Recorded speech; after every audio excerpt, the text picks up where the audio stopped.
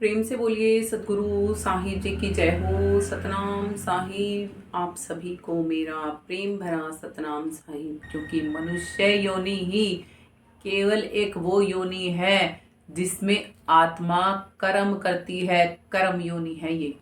बाकी सभी योनियां भोग योनि है, देवताओं की भी क्यों ना हो। इसको तुलसी साहिब जी ने प्रेक्षित कर रखा है अपनी श्रीवाणी में। बड़े भाग्य मानुष तन पावा, सुर दुर्लभ सद ग्रंथन गावा। साधन धाम मोक्ष करी द्वारा, पाई ने जेही परलोक सवारा। हे जीव आत्मा, तुम बड़ी भाग्यशाली हो कि आज मनुष्य के तन में आ गई हो। परमात्मा की दया है, उस दयालु की इतनी दया है, वो निस्वार्थ भावना से आप पर दया करता है क्योंकि आपसे प्रेम करता है। साहिब कहते हैं इसी बात को प्रेक्षित करते हुए, दया करके दयाल ने मनुष्य तन दिया, और ये बंदा ना करे भक्ति जान कर भी तो फिर भगवान इसका क्या करे। के बचपन खेल में खोया, जवानी मौज मस्ती में खोया। बुढ़ापा देख के रोया, और आखिरी में भी हे आत्मा तू पाया न टोया। मालिक कहते हैं मैंने तो तुझे बचपन से लेके जवानी से लेके बुढ़ापे तक हर बार तुझे चेताया, हर बार तुझे समझाया, हर अवस्था के लिए तुझे कहा कि आज भी भजन बंदगी कर ले, आज भी खुद को जान ले, आज भी खुद को जान ले। मगर नहीं, हर बार परमात्मा के कार्य को हम कल पे टालते चले गए, रावण की भांति। मृत्यु के समय रावण से भी पूछा गया था, लक्ष्मण जी ने पूछा था कि ऐसा क्या कार्य करना मुझे चाहिए जीवन को मैं सफल बना पाऊं। कहते मैं अच्छे कार्य को कल पे टालता चला गया और बुरे कार्यों को करता चला गया। वही हम भी कर रहे हैं। अच्छा कार्य है भजन बंदगी करना, अच्छा कार्य है प्रभु प्राप्ति करना, अच्छा कार्य है सत भक्ति को जान कर करना। सत्य को जानो, फिर उसको अपना के उस पर चलो, वो सत्य है। जिसको जान लोगे पालोगे तो यहां से आवागमन से मुक्त हो जाओगे, नहीं तो यहीं पड़े रह जाओगे। और यही बात जब तुलसी साहिब जी ने कही है कि भाग्यशाली हो ना, आपको मनुष्य का तन मिला है। ये वो तन है, ये तन वो तन है जो देवताओं को भी दुर्लभ है, मिलता नहीं। और इसकी व्याख्या सभी सदग्रंथ करते हैं। अब आप सदग्रंथों का पाठन पठन तो करते ही होगे। तो जब सदग्रंथों का पाठन पठन करते हो और उसमें लिखा भी हुआ है कि नहीं प्राप्ति कर सकते परमात्मा की, ऐसे नहीं प्राप्ति कर सकते, और फिर वही काम करे जा रहे हैं। कौन से धर्म ग्रंथ में, कौन से शास्त्र में लिखा है कि लड्डू गोपाल बना लेने से कृष्ण जी मिल जाएंगे, राम लल्ला बना लेने से राम जी मिल जाएंगे? कहीं लिखा है? उल्टा कृष्ण जी ने बता रखा है जो जिस देवता की पूजा करेगा मैं उसमें उसकी आसक्ति पक्की करके उसको वहीं जन्मता और मरवाता ही रहूंगा। फिर भी नहीं जगना चाहते हम, फिर भी जन्मना और मरना ही चाहते हैं, फिर भी सच्चे परमात्मा को प्राप्त नहीं करना चाहते। श्री गीता को ध्यान से पढ़ के देखो, कभी ध्यान से किसी जानकार का संग करके और ध्यान से पढ़ो। जैसे स्कूलों में बुक बच्चों को दिलवा के, पुस्तकें बच्चों को दिलवा के क्या करते हो, जानकार का संग भी करवाते हो ताकि उनको वो बुक में लिखा हुआ, उन पुस्तकों में लिखा हुआ ज्ञान समझ में आ सके। ऐसे ही सदग्रंथों को पढ़ो, जानकार का संग करके पढ़ो ताकि वो आपको समझ में आ सके, आपको ज्ञान प्रॉपर मिल सके, सटीक और सही ज्ञान मिल सके। क्या बोलते हैं सदग्रंथ? संतों को आत्मा की पड़ी थी, इसलिए सच बोल के गए हैं यहां पर कि देवताओं को भी दुर्लभ है ये तन, मिलता नहीं, और हमें मिला हुआ है। क्यों मिला हुआ है? क्योंकि हम वो मालिक की विरली आत्माएं हैं जिस पर मालिक ने दया की है भजन बंदगी करने के लिए। अब क्या कहते हैं? साधन धाम मोक्ष करी द्वारा। ये वो साधन है जो मोक्ष के द्वारे तक पहुंच जाता है। मगर हम इस साधन को कहाँ चला रहे हैं? संसार में चला रहे हैं, वो ऊपर वाला कितनी ऊपर है ये नहीं जान रहे। इस साधन से ही जान सकते हैं हम। इस साधन को जब वहां तक के लिए लेके चलेंगे तब जान जाएंगे।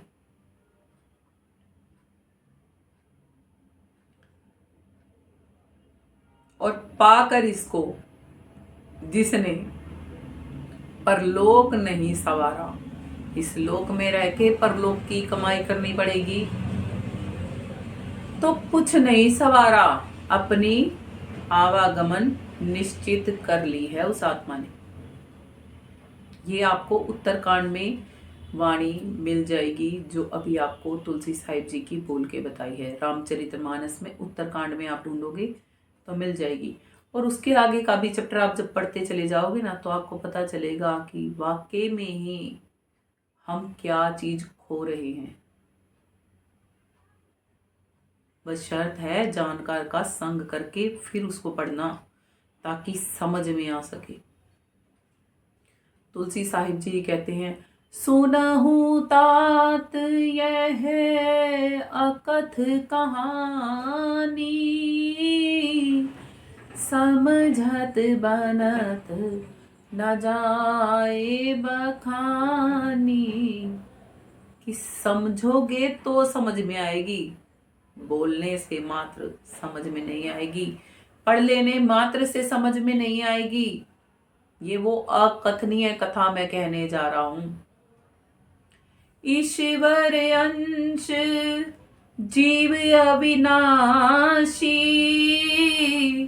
चेतन अमल सहज सुख राशि।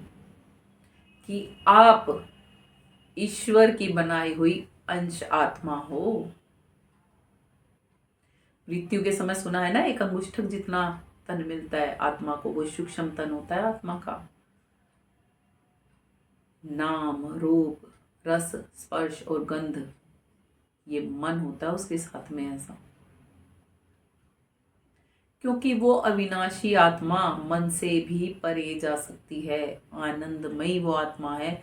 इसीलिए बताया गया है गरुड़ पुराण में कि आत्मा को एक अंगुष्ठक जितना तन मिलता है। उस जीवात्मा को जब गो दान नहीं करनी आती, वैतरणी नदी पार करने के लिए नाम रूपी नौका में बैठना नहीं आता, खेवनहार सतगुरु का संग करना नहीं आता, तो यम के दूत उस आत्मा को मारते पीटते जलाते फूकते पड़ताड़ना देते, वे इतनी घोर पीड़ा देते, वे खींच के लेके जाते हैं इस वैतरणी नदी में से कि क्यों नहीं किया वो कर्म जिसको करने से तुझे वैतरणी नदी पार करने को मिल जाती। तो इसमें ही खींचा जाता है। फिर वो मालिक फिर से दया करते हैं कि चल इस बार फिर दया करता हूँ इस आत्मा पे। फिर से मनुष्य तन से नवाजा जाता है और फिर से आत्मा इस तन को पाके खुद को भुला के उस सच्चे मालिक को भुला के और फिर से वही गतिमति करती है अपनी, और फिर से 84 में जाती है। तो जग जाओ अविनाशी आत्माओं। सो माया बस भयो गोसाई, जीव बंधो मर कट की नाई। वो अविनाशी आत्मा बंधी हुई है माया के वश। कौन सी? जो की है ईश्वर अंश जीव अविनाशी, चेतन अमल सहज सुख राशि। जो चैतन्य सत्ता है, जो इस तन को चलायमान किए हुए है, वो चैतन्य सत्ता जिसके निकल जाने पर हम कहते हैं हाय हमारा परिवार का चला गया, हाय हमारा ये रिश्तेदार था, हमारा ये लगता था, हमारा वो लगता था, चला गया। उस चले गए वाले से मिले थे? नहीं मिले थे, उसके तन से ही मिले थे। और उसके तन को खुद ही फना करके आओगे? मत करके आओ ना। जानते तो तन को ही थे। तन के अंदर बैठ के जो बोल रहा था, जो आपको देख रहा था, जो आपको सुन रहा था, उससे तो कभी सह परिचय किया ही नहीं। क्योंकि खुद से भी तो नहीं किया। खुद भी तो आप बोलने वाले हो, सुनने वाले हो, देखने वाले हो, सूंघने वाले हो, स्पर्श करने वाले हो, सुख दुख को महसूस करने वाले हो। क्या खुद का परिचय लिया? क्या खुद को जानते हो कि आप अविनाशी सत्ता कहाँ बैठे हो इस पूरे तन में? कहाँ से कमांड चल रही है इस पूरे तन पे? नहीं। जिसको अपना ही नहीं पता वो मूर्ख और अज्ञानी के सिवाय और कुछ भी नहीं। चाहे वो कितने भी वरिष्ठ पदों पे आज बैठे हों या आम इंसान हो, राजा हो, रंक हो या फकीर हो, किसी के कितने भी रिश्तेदार हों या मेरे भी खुद के रिश्तेदार क्यों ना हो, सबके सब नरक में गर्क होने के लिए ही रह गए हो क्या? बस आज भी जान जाओ, आज भी चेत जाओ, आज भी जग जाओ, आज भी समय है। जान लो खुद को और भजन बंदगी कमा लो, यही काम आएगी आखिरी समय में तो, और कुछ नहीं जाता। कहते भी हैं पड़ी रहे महल महलायत, धरी रहे लाखों की दौलत, ये बिस्तर खाक में होंगे सदा जंगल में डेरा है। और फिर भी नहीं जगते, फिर भी इन महल महलायतों का घमंड गुरूर नहीं लिया पड़ता, सुंदर रूप का गुरूर नहीं लिया पड़ता। आपसे भी ज्यादा सुंदर है चुका हो कोई भले ही, मगर गर्रे की रोज बोरियां भरनी है ना हमने। हम क्यों हो जाए छोटे? छोटे होने के बाद भी हम छोटे नहीं होंगे, सामने वाला ही झुकता रहे बस हमारे सामने, यही कामना रहती है हमारी। शुक्र है परमात्मा का, मुझे अलग बनाया है इस दुनिया से मेरे मालिक ने। शुक्र है मुझे सत भक्ति सिखाई है। शुक्र है कि मैं उन आत्माओं को समझाने के लिए खुद को रुला सकती हूँ, उन आत्माओं को नरक में जाते हुए नहीं देख पाती, इसीलिए ही आंसू आ जाते हैं मेरी आंखों में। उन आत्माओं को आत्मा से अपना समझती हूँ, इसीलिए ही उनकी चिंता कर बैठती हूँ और उन्हें कहती हूँ आज भी सुधर जाओ, नहीं तो नरक में तो जाना ही पड़ेगा।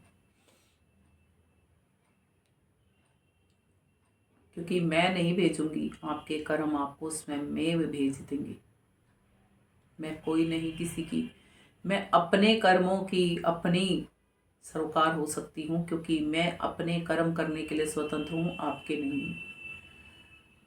हाँ, बचाने का मार्ग जरूर बता सकती हूँ यदि आप जानना चाहें तो, नहीं तो मर्जी आप ही की है। जब भजन बंदगी जानकर करोगे तब के लिए चरणदास जी क्या कहते हैं? जन में मरे न जोनी आवे, या जग करे न फिरे फेरे, या जग के करे ना फेरे।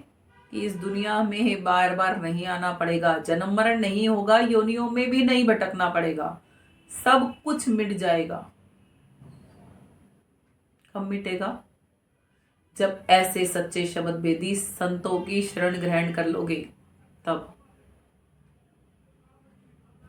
जो वो ऐसा योग सिखा देंगे जिस योग के करने के बाद कोई योग बाकी नहीं रह जाता, जिसके मिलने के बाद कुछ मिलना बाकी नहीं रह जाता, जिसके पाने के बाद कुछ चाह बाकी नहीं रह जाती। वो योग योग सब कोई कहे, योग न जाने कोई, अर्ध धार ऊर्ध्व चले, योग कहावे सोए। इस दुनिया से उलट के और परे की तरफ जो चलता है ना, वो योग होता है। योग तो सभी कहते हैं, योगी जन, अष्टांग योगी जन भी कहते हैं हाँ हम योग करते हैं।